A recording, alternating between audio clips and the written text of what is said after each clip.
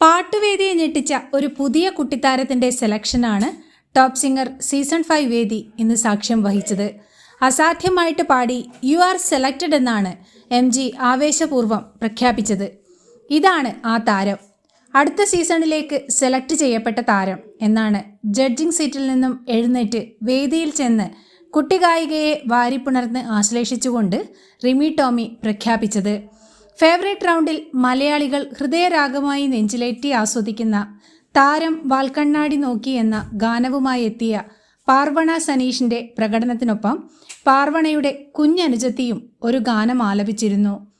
അംഗവാനക്കോണിൽ എന്ന ഗാനം അസാധ്യമായി പാടിയ പാർവണയുടെ കുഞ്ഞനുജത്തിയെ you are selected for next season എന്ന് പ്രഖ്യാപിച്ചുകൊണ്ടാണ് വിധികർത്താക്കൾ അനുമോദിച്ചത്.